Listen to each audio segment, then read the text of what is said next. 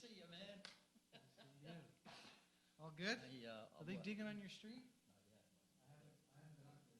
Well, no, because I called you, but it's not an emergency.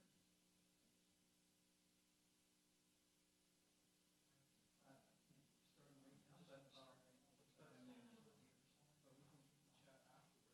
Yeah,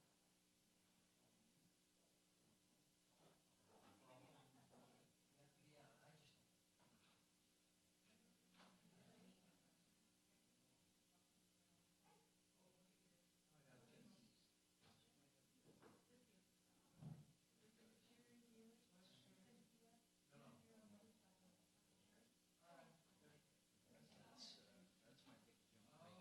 now. Mr. Wansboro Junior? Mr. Wansboro Senior? No, we're junior, we're twins. I know, but you're a few minutes older. Yeah, I remember that. Chris is trying to find us one. You're going to Fort Mac. Yeah. Well, she's never succeeded with me, so I don't think she's going Oh, to okay. succeed. Yeah. How are you? Yeah.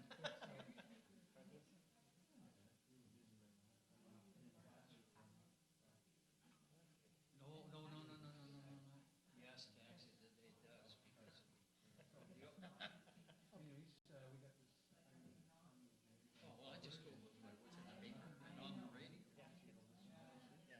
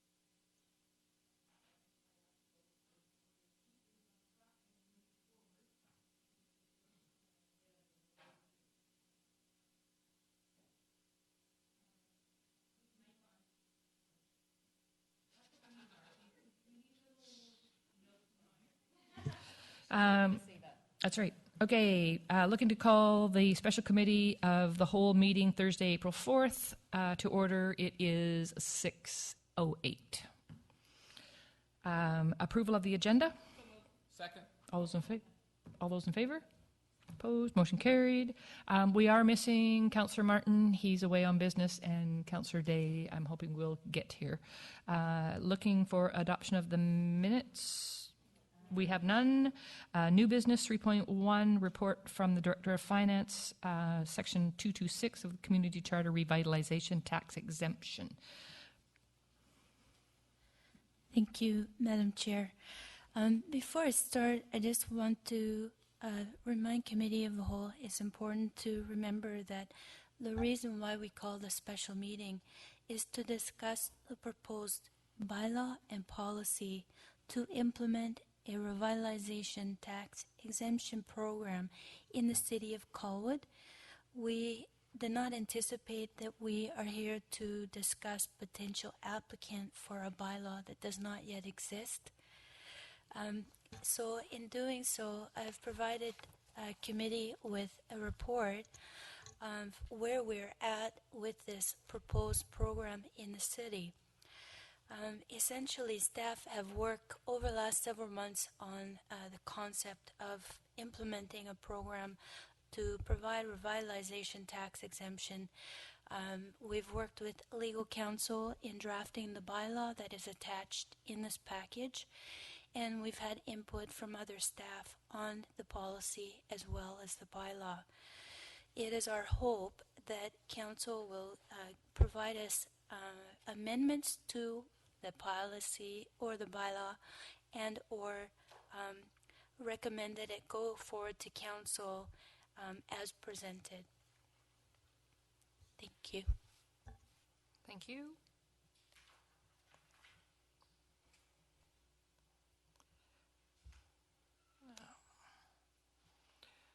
So we have that report before us, so I'll open it to members of the public if there's anyone that have any comments or question.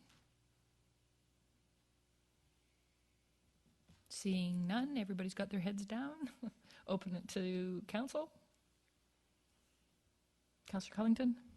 Thank you. Somebody has to start, so I'll jump in. I've got a bunch of minor comments and questions, but I'm going to start off by saying I like the fact that we're looking at this policy. I think it's the right way to go. I know it means that we do give up some tax base for a period of time, but I think it's also important that we as a city look at the overall gains for the city, for other local businesses, and it's been a long time that we haven't had good accommodation options in Colwood, and I think I would be very supportive of ways to help make that happen. So a few questions of clarification to the Director of Finance, and perhaps also for discussion by committee. One thing that occurred to me is the way we've written it at the moment is we've basically said anywhere in the city of Colwood. And I wonder whether we want to look at that, because my sense is that we probably want to encourage this kind of accommodation in our downtown core, so Colwood Corners area. We might also want to look at it, for example, in the Royal Bay area. But if somebody came forward with a proposal for a hotel at the top of Triangle Mountain, does that fit in with our OCP? Is that something that we would want to support? So one question I have, I think, for discussion is, do we want to limit where in the city this should apply, or should it simply apply throughout, and we let other processes deal with where's the best location for a hotel? I did have a question about bed and breakfast accommodation, whether this was sort of specifically included or excluded, and whether we needed to be clear about that. So I wonder if the Director of Finance could respond to that one. Thank you. In terms of restricting the policy and or bylaw to specific area, I think that is definitely something committee decision to make. It would make sense. We do not necessarily want a huge hotel up on Triangle Mountain, for example. I would have to defer to planning or engineering as to how that would make sense from that perspective, but certainly if there's a specific area where we want to encourage development, then we should restrict the policy and bylaw to zones in our community. As for bed and breakfast, I have not really even thought about that. To me, I kind of look at those businesses as very limited in terms of accommodation and long-term benefit to the community. What has been envisioned here is to provide place for hockey tournaments to stay instead of being forced to go to Langley, or to have long-term student, or sorry, no, I see your face. Sorry, I'm still living over there. Langford, sorry. Langford, or student who taking long-term program at Royal Road University, having suitable accommodation close to where they taking these lessons. I'm not so sure that a bed and breakfast was what we kind of envisioned when council first directs staff to look into this. You're really only helping 3 or 4 people a night, and it strikes me more as kind of like a business as opposed to a revitalization. Thank you. And I think our acting CAO and planner director may have more to add to this. Thank you, Madam Chair. Specifically under the definitions of this proposed bylaw, I'll just read that for the purposes of discussion. A hotel means a hotel, motel, or lodge, and for greater clarity, a lodge means an inn or resort for the lodging of travelers, and in addition to rooms for lodging of travelers, a hotel, motel, or lodge may also include ancillary uses, restaurants, shops, spas, recreational facilities, parking, and other services for travelers. And also, this particular bylaw would have to be a rather expensive bed and breakfast at about $2 million. But certainly, it's excellent feedback from this committee that we could specifically write in there does not include bed and breakfast. And the reason I say that might be handy is we do have quite a large number of bed and breakfasts in the Colwood area, and it would also, I think, it'd be pretty hard pressed for the buildings that are currently on the federal property and Royal Roads that are used for housing. I don't think they can be considered a resort or an inn by this definition. So I think we're fairly good there. But certainly this is the type of feedback we could write in under the definition. We could specifically exclude bed and breakfast.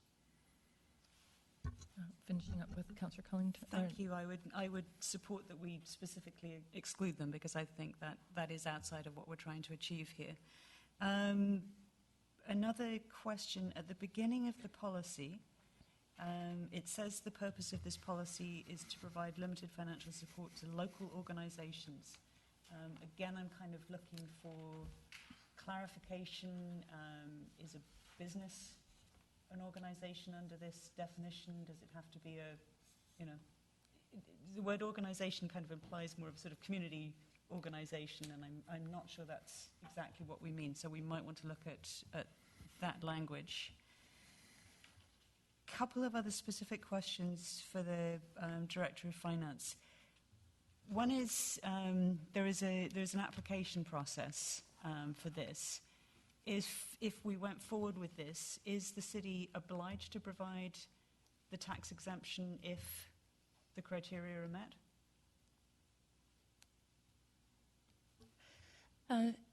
Do you mean like in the current year or just in general? In general. The city is not obligated to approve a tax exemption in the following year for any applicant, no. Thank you. Do me for now. Okay. Alan, you had some more to add to that first round? To Councillor Cullington's original questions there, if I could just add a comment or two. Relative to where the bylaw would be applicable, I think that may be covered under Section 7, point 7, on page 12 of 25, where of the bylaw, where it says permitted use, the development use of the proposed project must be a permitted use of the parcel, under the city's bylaws. Therefore, if it did not comply with the OCP or zoning, then it would not be applicable. And relative to bed and breakfasts, we currently don't define bed and breakfasts in any way in the land use bylaw. So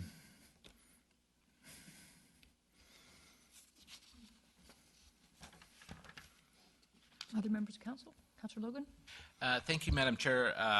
Just a quick question to start off, because the acting chief administrative officer actually twigged to something for me regarding properties. So, for instance, if Royal Roads University proceeded with a previous plan where they wanted to put a hotel on their property, property that doesn't pay property taxes, et cetera, how is there a mechanism in this policy or bylaw that would say this? It does not apply to them. As an example, it would apply to those properties that pay all the necessary taxes, development cost charges, et cetera, et cetera. I think in my interpretation of this, is it not, I mean, one, they'd have to apply, but they're already somewhat exempt because they fall under the payment in lieu, correct? Yeah, I'm just wanting to make sure that there isn't a loophole. I realize that they're still going to have to reapply, but just that it's not an expectation that that they could apply. Could I just take a bit of a stab at that one, if I might? I think, and I'll refer to Alan, under permitted use, that particular landowner chooses not to make application, does it fit with the OCP, or are they exempt from the OCP as it currently stands? on federal land, Yeah. they are exempt from compliance with zoning or OCP designation already.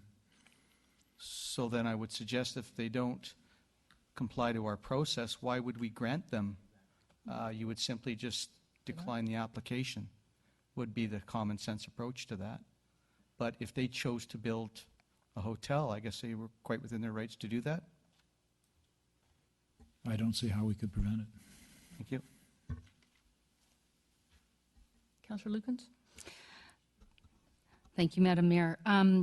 To Councillor Cullington's comment about giving up tax base, as I understand it when I read this, they continue to pay tax on the land, which they're doing today, and there's nothing else on there. So we're only giving a tax exemption on the improvements. So we're not really losing anything because we don't have anything there today. In the end, it'll be a benefit to the community. So I just want to make sure I'm on the same page and I'm not misinterpreting. Is this correct? Yes. Okay. The other thing I wanted to ask, and trust me, I don't want to delay this any longer than we already have. But when we started talking about tax exemption, I thought we were going to go a larger scope than just hotels. I thought we were looking at including, and I'm just going to put it out there, social housing, seniors housing, those sorts of things that may also fall under this umbrella. Or are we writing independent policies and bylaws for these types of things? Or did I dream something? It's possible. I think that there was conversation around those kinds of things, but in this one here, social housing isn't a revitalization component. So I think we need to have a differentiation between where we're going on that, and it's something that could possibly be addressed within its own scope. Thank you. And finally, with respect to limiting it, I don't know that we need to, I think it's clear in the policy and in the bylaw. And I also think, as Alan said, the OCP dictates, et cetera, not that you can't amend the OCP, but as our community builds out, I think the bureaucracy of trying to change a bylaw when something comes in and we decide we want to do it, I would rather see it left for the processes to address the issue as opposed to create red tape. Thank you, Madam Chair. Just to provide clarity to Councillor Lucan's question, under the summary of your report, page 5, the clear direction to staff was to draft a bylaw to institute tax exemption revitalization programs intended to facilitate hotel, motel, or lodge development that is beneficial to the city as well as the potential applicant. That's not to preclude that there might not have been discussion previous to that, but the direction to staff was to prepare what you see in front of you. Staff? Just relative to the possibility that we may look at other uses in future, if we are going to isolate this bylaw as pertinent to hotels, and that certainly is implied in the wording, then I would suggest in the title of the bylaw, it be or in the citing of the bylaw that it be referred to for hotel use or for hotel, motel, lodge use, something that clarifies it. Then if rental accommodation or social housing became an option in the future, we could process a separate bylaw for that and leave this bylaw alone. It would not have to be amended then. Thank you. Councillor Harvey, you had a comment? Yes, thank you. I have a question with respect to the application process and it being on an annual basis, and wondering if, in fact, we actually do approve something for a 10-year period, why that would be subject to, I guess, an annual application process. It just seems to me like we're creating some red tape where it's really unnecessary. You're on what page for that particular comment? It's in the, I knew you'd ask me that.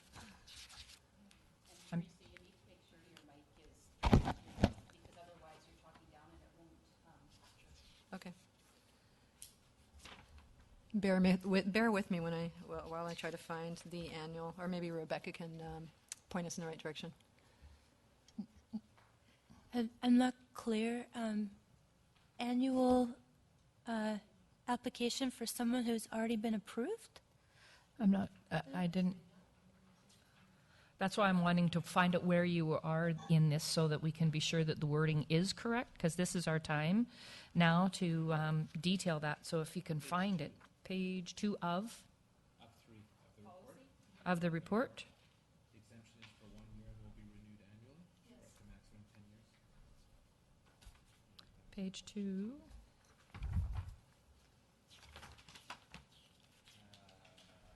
Third paragraph, middle of the third paragraph. Yeah.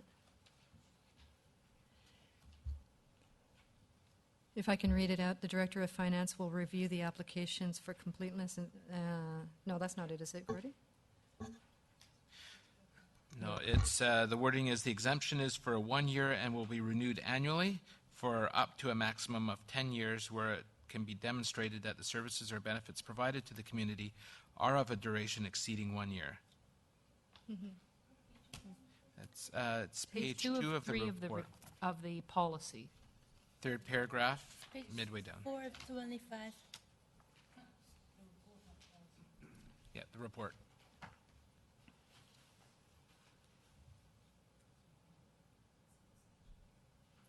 Have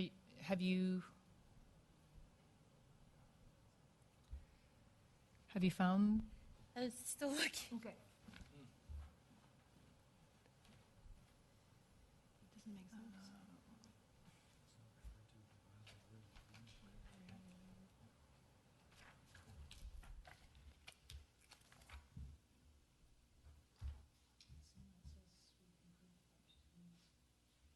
Yeah. Yours is looking different than mine.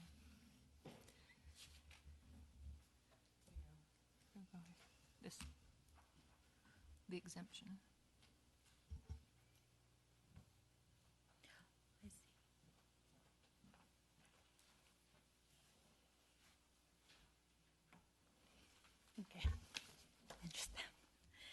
think what was anticipated is that because the exemption is being approved and has such a significant tax impact on the city over the long term, what we had envisioned here is that there would be an opportunity to at least review the financial circumstances of the project to determine whether or not they still continue to need the tax exemption.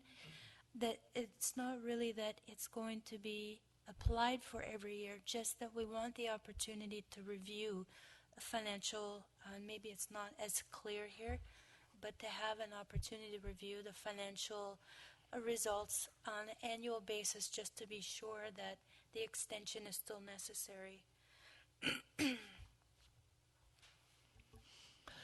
So are we reflecting that in the bylaw then, that intent? Yes, and just to further clarify, the Director of Finance is correct, but the exact wording from our municipal solicitors who reviewed this was to ensure that and so that everybody knows that the exemption can be lost if the conditions in the certificate are not met. So the purpose of the application surrounds the certificate that is issued for the tax exemption. So things change from year to year, so they may have the exemption granted to them, but it all evolves around the issuance of that certificate on an annual basis, as I understand. And if those conditions change, then the city can revoke that certificate. And the certificate is issued at the time of the tax exemption and completion of the building, I believe at occupancy. Did I just add? The last thing we want the city to be is in a position where we've granted an exemption for 10 years and the anticipated results come to fruition a lot sooner than the applicant thinks. And so then maybe after 2 years, as CAO explained, that if they do not meet the conditions of the certificate that we grant to them, we do not want the city bound for another 8 years under that.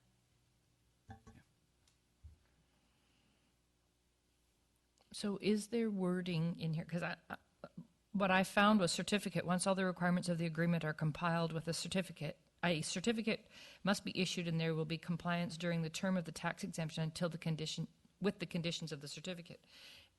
I'm not seeing, unless it's somewhere else, a specific tie-in to a review time frame or that opportunity to terminate the exemption should the financial situations change significantly.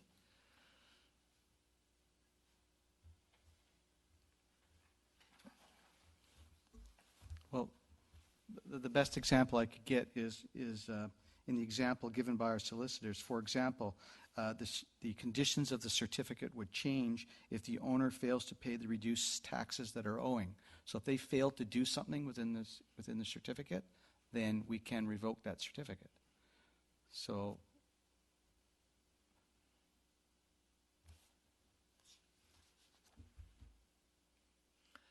Councillor Harvey? Thank you. Can you help me understand where that's reflected in the bylaw itself? I mean, I understand we got some language from our solicitor, but I don't see it in the bylaw, and I think it's important that we're really clear. If I could answer, I believe you find on page 14 of 25, section 14, cancellation of certificate.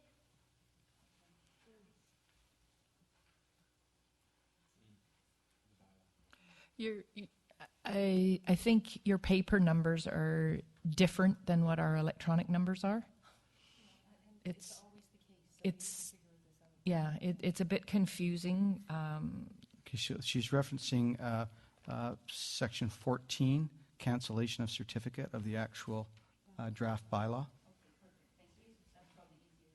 14? I got rid of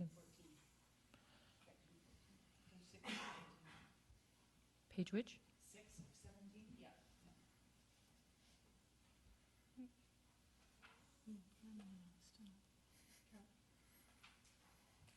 Alan? Just for clarification, following up on what the acting CAO has mentioned about section 14, there is no direct reference in the bylaw or the agreement format for an annual review. such as is implied in the report.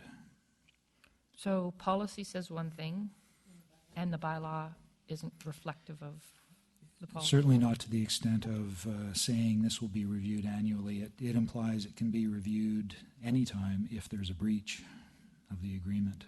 But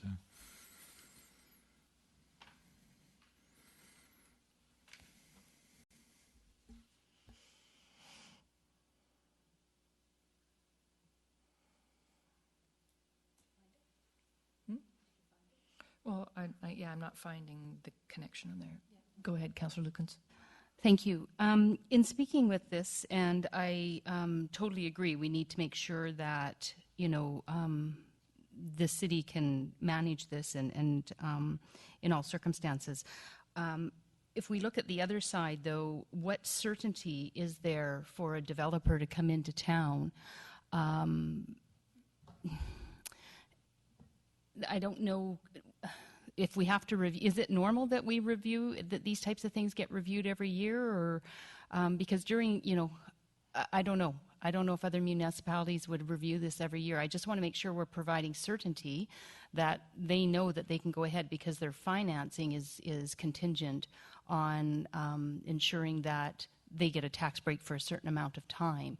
And I understand what the finance director is saying with respect to, if all of a sudden the economy turns around and the hotels are full and, their return on investment is much quicker than what they expected. But I just need to make sure that if a developer is coming in to build a hotel, that they know that there's some certainty in what is being offered to them or what they're being granted.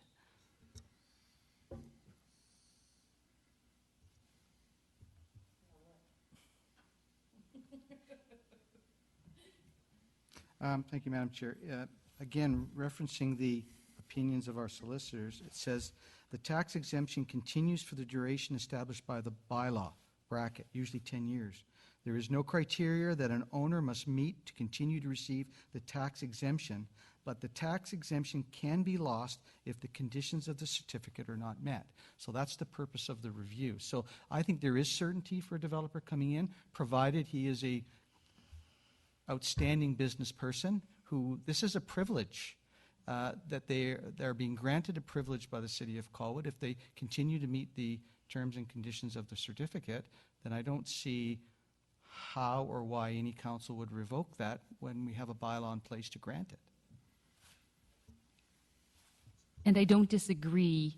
I just want to make sure that we've included everything, because you're not always going to have a council like us and a staff like you. So I want to make sure that it's in writing and that it's documented for all parties. And I echo that in trying to make it clear, because I'm reading some differences between the draft policy that is the background for the bylaw, and if I heard you correctly, you said that in an applicant coming forward under this bylaw, if we said yes, it's automatically 10 years. It's not 3 years and a review. It's not for, any portion thereof. It's automatically 10 years, provided they keep compliance with the process of the certificate. That may not be the intent. And I'm hearing from our director is that we should have the opportunity that if things significantly change, they still may well meet all the criteria in the certificate, but 5 years in the road, they're skimming money off the top, and here we are still scraping pennies from the bottom of, nickels now out of the bottom of the barrel. So I need, and I think council needs to see, I'm hearing, is some reflection of those circumstances, so that we do have that authority, at a point somewhere along the line to review, and it's not just a carte blanche. Just want to clarify that the term is up to 10 years as provided in section 226. It doesn't have to be 10 years. When you review the application and issue the tax certificate, you can specify in there it's only for a 5-year term, maybe you will give 10, but it is council decision to provide anywhere from 1 to 10-year exemption. Yeah, and sorry, if I may clarify, I used the term usually up to 10 years because that's what the reference was, but it could be a different term. Okay. But if there's any specific question that this council at committee feels that they wish clarified, that's why we've introduced the bylaw tonight, so that if we can get those questions answered by our solicitors. So if there is a specific question you want answered, we can do that over the next days. Sure. Councillor Lickens?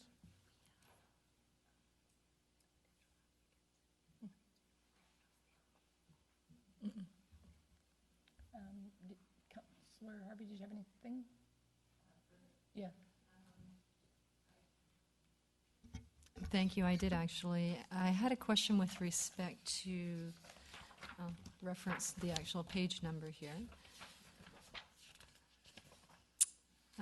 If you go to the staff report, and it's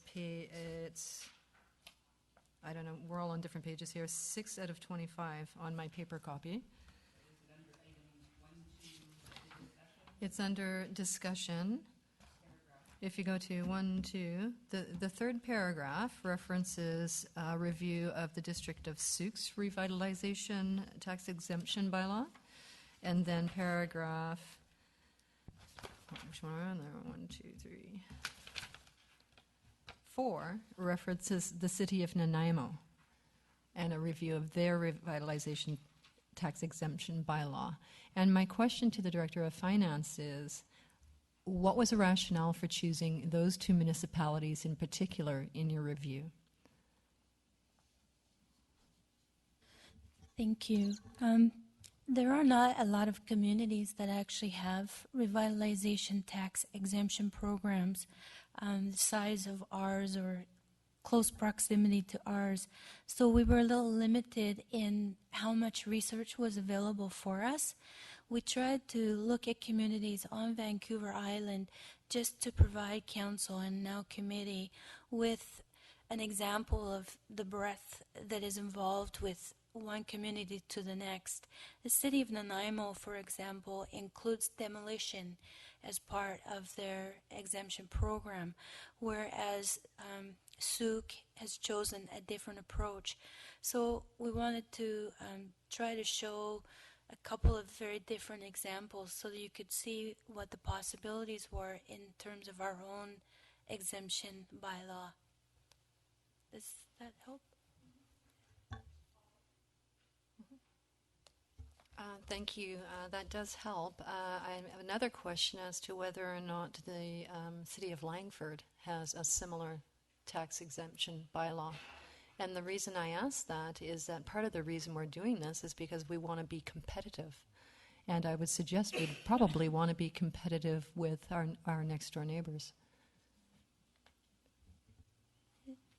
Yes, the major hotel in Langford did qualify for revitalization tax exemptions.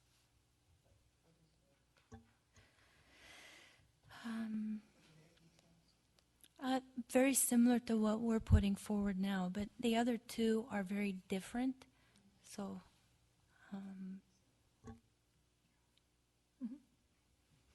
Thank you. I'm just following protocol.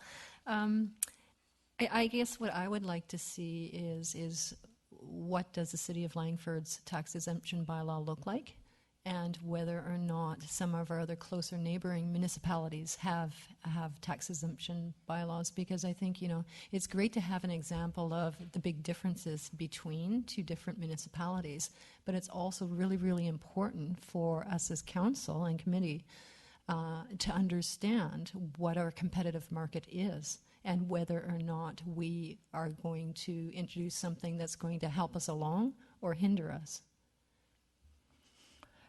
And Councillor Harvey, I think the possible difference in the choice of where these came from is because Nanaimo's exemption is in their revitalization area that was predetermined, as is Sauk. That was all fishing warehouse and whatever, where the hotel went in there.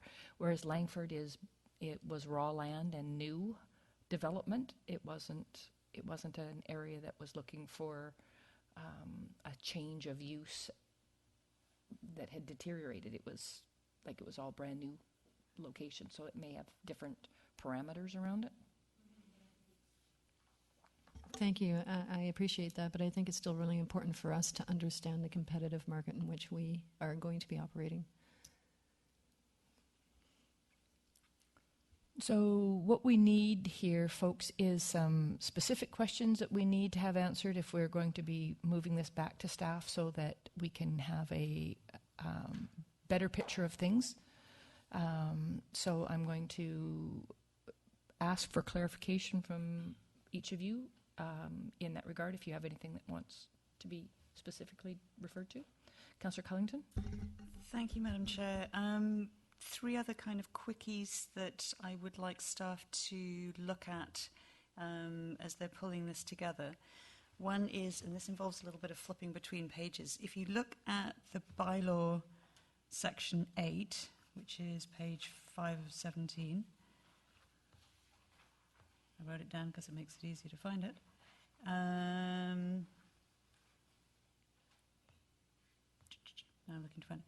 It talks about application for tax exemption, and it says an application to the city for a tax exemption under this bylaw must, items A through F. If I look at the draft policy, which is page 2 of that document, it talks about the revitalization tax exemption guidelines, and there seems to be a slightly different list of kind of what's needed, and I'm just thinking we need to have consistency between the two. I'm not necessarily saying what needs to go where. So that was one. The second is also on the bylaw. If you go to Schedule A, so it's page 9 of 17, and right down at the bottom of that page, it's section 4, bracket 5. Just a question.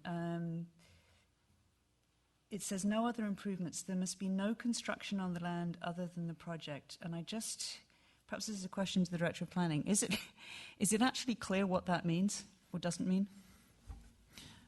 Through the chair, you've actually raised something that I had hoped to talk about tonight. I am concerned with that wording, and the Director of Finance can correct me if I'm wrong, but if I understand the intent clearly, then better wording would be something like, this agreement shall be applicable only to improvements on the land for the project.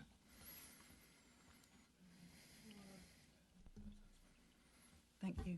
And one other very minor, and I think it's probably a typo, if you go to the bottom of the next page, under strata subdivision, it talks about if during the term of this agreement the owner deposited a strata plan in the land title office under the Strata Parcel Act that subdivides the project end. I think there's a typo in there, and I'm just drawing attention. So in the bylaw, strata subdivision, section 5, yeah, it refers to the land title office under the Strata Parcel Act that subdivides the project, ENT.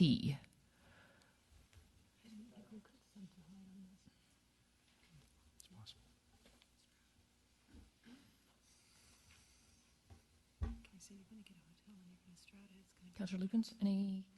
Yeah, I just want to be clear. You brought something up, Madam Mayor, with respect to the difference between the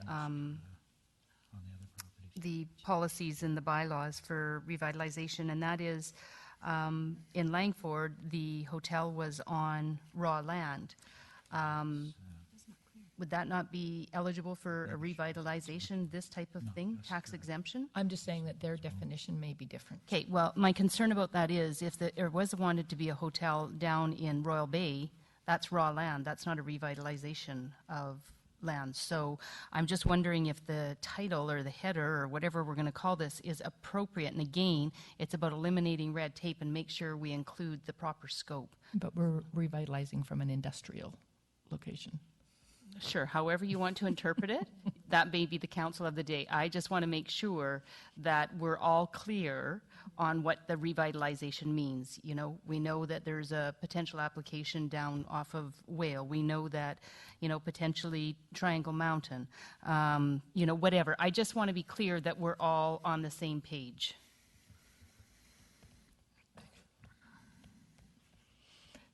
Can I just revisit something?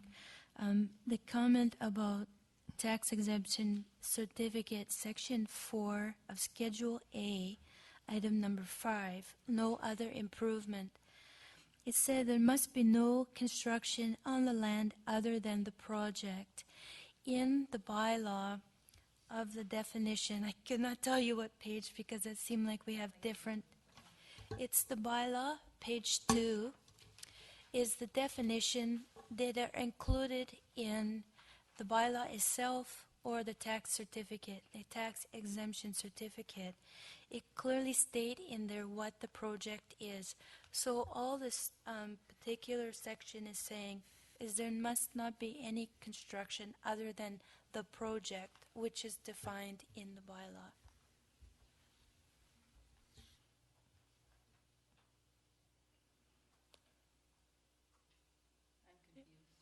I kind of get it.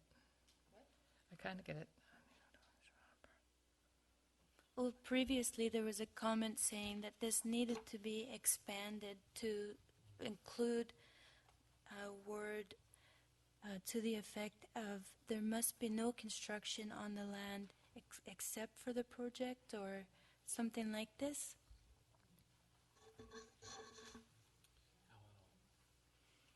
Alan? Through the chair, the suggested wording that I had would mean eliminating the wording that's there now and simply talking about the applicability of improvements or the agreement being only applicable to improvements for the project itself. Then that does not preclude other potential buildings on the same site that may be under a different strata or whatever.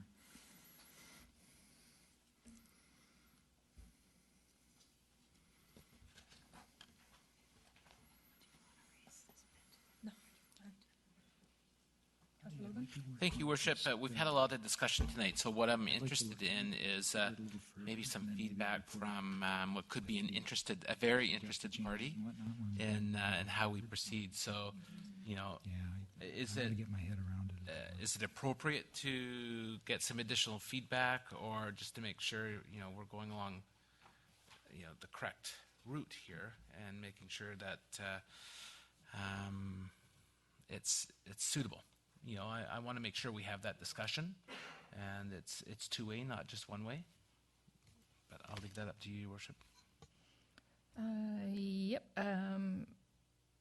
Public has had an opportunity to speak to things, and I'm hoping that, you know, this is going to have to go back through committee, and there's going to be more opportunity at that time to have a greater conversation around that kind of thing. At this point, it's really for us to kind of try and dot the I's and cross the T's and make sure that those questions are reflected in answers in what's going forward. So I'm sure they're making notes.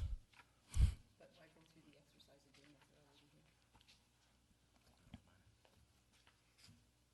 Why go through the exercise again if they're already here? If they're going to be asking questions at the next meeting, it's going to have to go back to staff. We're going to have to repeat this all over again. Why waste the time? We're here.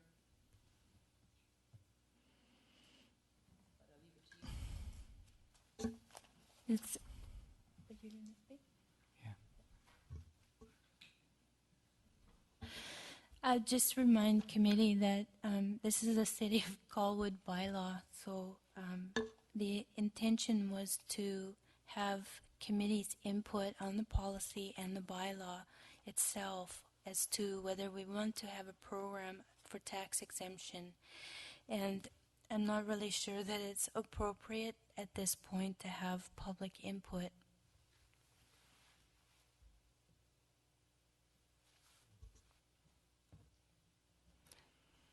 Your Worship. So does that mean that you're going to go back and you're going to rework whatever we've asked you to do? Then we come back to Committee of the Whole again, and the public will be able to speak to the changes that you've made, and if they have further suggestions and we decide that, then we've got to go through the whole exercise over again going back, and then we come back to council. I don't know. To me, it just seems a waste of time and red tape. Could I just have one moment just to refer to Marcy here for just 1 second on that question?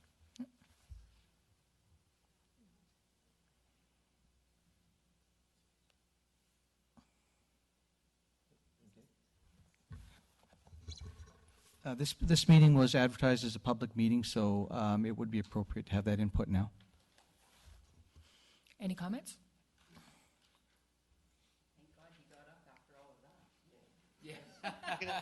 Len Wansborough, 83 Melbourne Drive.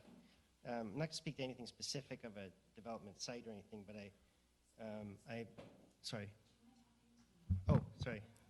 Len Wansborough, 83 Melbourne Drive. So I've worked with various developers on hotel sites in Colwood and other locations, and I have sort of a couple of comments. One is really the intent of in my mind when I look at developments in Nanaimo and Souk and Langford and the Cusp and other areas that have provided these kind of incentives is that they're trying to get an economic outcome in that with hotels, the spending in an 80-room hotel is about $7 million a year in outputs to the communities, and that's in restaurants, and of course there's a piece of it in the hotel, and there's the spending that they spend in shops, and this is all new money that comes into the community. It isn't money that people that are already living here. This is money that comes in, and it also provides opportunities for development of sports activities or educational activities or bringing new business to the community or helping people that want new residents that need to move or being relocated. And that's what's kind of missing in communities that don't have hotels. And so that's why, partly why I think this incentive is coming in, because it basically expands the spending and allows the economic growth of a community.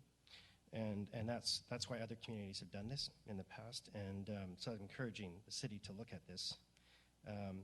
The other side is, as a developer trying to finance hotels is really difficult. I'm an accountant, so I can go into numbers. I won't bore you with that. But basically, you can get, I can build a condo and get twice as much financing from a bank as I can a hotel. So you need a lot more equity to put it together, and they're riskier ventures. I mean, there's so many moving parts it's an operating business. It isn't like a real estate where you buy a condo and you sell it, or you build an apartment and you rent it, and there's 1% vacancy, and it's pretty much no one. These are we fight with, in a hotel industry, you fight with tourism things, you fight with ferry rates increasing.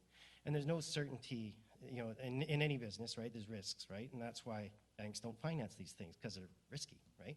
And in Victoria, it's actually almost one of the worst communities to build a hotel. And you wonder why you want to do one in Colwood. But I think, we're all kind of, people do things for different reasons, and it's not necessarily financial. And we all hope at the end of the day, it's got to be financial, or we go broke, right? But I think there's opportunities to help bring in a hotel will help other businesses in this community. In going to finance, we're doing a project in Saanich right now, a 90-unit condo where we have to provide this 10% seniors housing component, and we have to provide it 85% of market, and it basically cut a ton of money off the valuation of our project there, and it was hard to finance. So we actually had to finance that. This is government policy, but it actually hurt our financing. So I just encourage you, what we did in Saanich, we had to go from a tent what the Saanich wanted at the time was financing in perpetuity. I'll give you this example, right? It's timing, right? Because that's where the banks go to it. And they wanted the seniors housing, but in perpetuity, it dropped about $2 million off the valuation of our project. When we got it down to a 10-year exemption, it dropped about $600,000 off our value. So we were able to finance $1.4 million. So I just give you sort of things that we fight with, trying to put projects together. And so when a bank looks at this, a bylaw, for instance, we submitted as part of our application of, this. It's probably 5% of our operating costs. Just an example, if it was $100,000 a year, it's probably worth about $1 million in valuation. And so the banks kind of rely on that cash flow for the value of the hotel, and or whatever the exemption's related to. And if it's only for a year, they discount it completely. So I'm not going to say it's not worth it because it's a value, but I'm just saying if you really want this to be of value, it needs to be for a longer time because we borrow our money over 20-year periods, right? So if to be of value to a developer to come to Colwood, and I guess on the other side is when we're fighting in the competitive environment that we all fight in and we all take that choice as developers and builders and operators of businesses, which I've been in Colwood for a long time.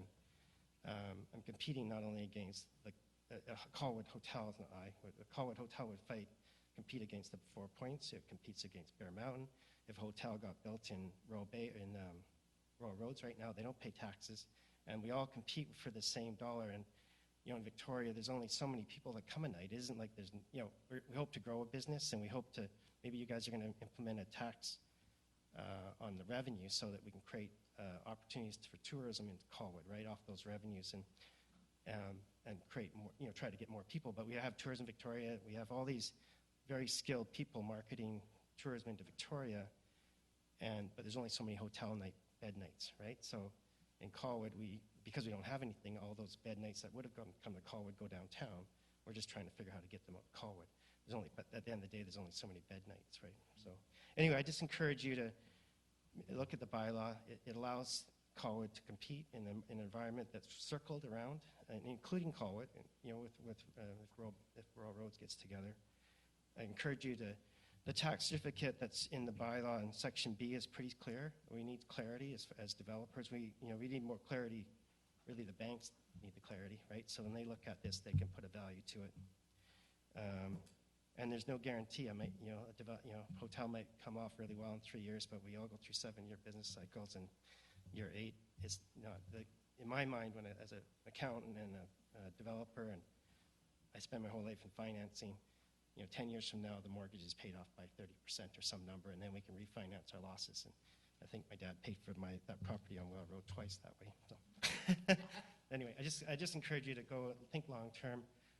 There's nothing guaranteed in this world, but one thing is guaranteed. If you put a hotel in Colwood, there's going to be $100 a night spending by each guest there, and so the more the merrier. I don't think you should limit it to revitalization of certain areas.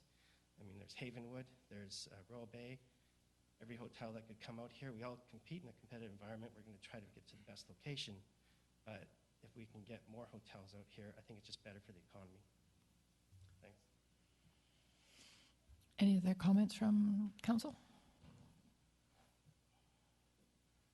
Okay, good. We have a recommendation before us. I guess as staff clear on what we're asking. Are we clear with the questions and information that's required for the next step? Okay. Mm-hmm. There was some discussion earlier about changing the name of the bylaw. We're kind of restricted under Section 226. It's a revitalization tax exemption, and we can't really start changing the name of it. And the other comment I had to make, just so I can get some clarity on that, the other one was about a social housing bylaw? No, we're No? Okay. leave that alone Okay. for now. We're just dealing with this one here. And the only thing that I have is in part of what Councillor Harvey said is making sure that we align the policy into the bylaw a little clearer. There's a few little gray areas. Councillor Cullington has identified a couple in there, and the idea of the annual reviews, if necessary, making sure that the wording is appropriate. Do we specifically want to exclude bed and breakfast in those words so that there's no question and no doubt going forward? That's something that we can, ask for at this time. Okay. So, anything else? Okay. So. Alan, your change? Just for Yeah. clarification on the title of the bylaw, I wasn't suggesting that we change the phrasing revitalization tax exemption bylaw. Quite often what we do with zoning amendment bylaws is we put in brackets after the official citation the property that it's referred to. And in this case, I would suggest that the bylaw be called Revitalization Tax Exemption Bylaw number 1498, 2013, bracket, hotel, motel, lodge, close bracket. Fair enough. So the recommendation that we have before us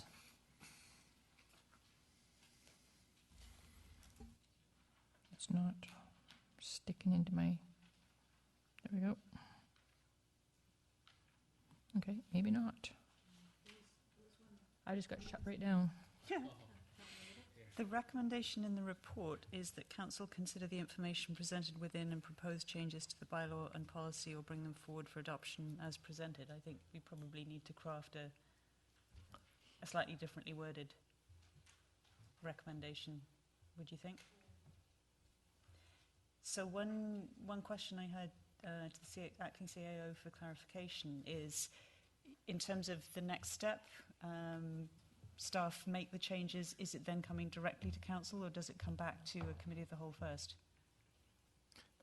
The process that we had discussed today was that it comes back to council on the 22nd with those proposed changes and feedback for first, second, and third reading, I believe is the process. But if you want it to come back to another committee meeting for further discussion, I think that might just bog it down. But we've got a lot of good input. I think myself and the recorder have about 8 key points that either are small items or items that require clarification that we could bring answers for you at that time. So I'm assuming that as committee we want to recommend to council that the policy and bylaw be moved forward with the changes as discussed. So moved. Seconder? Don't need it, it's committee. Oh, yes, no, yeah, we're on committee. Yes, well, I see I'm in the same chair. All those in favor? Opposed? Motion carried. So this will come forward April 22nd, So this will be on the agenda April the 22nd for first, second, and third with those discussed changes in that. And we hope to see you all here then. All those in favor? Opposed? Motion carried. All right, we need to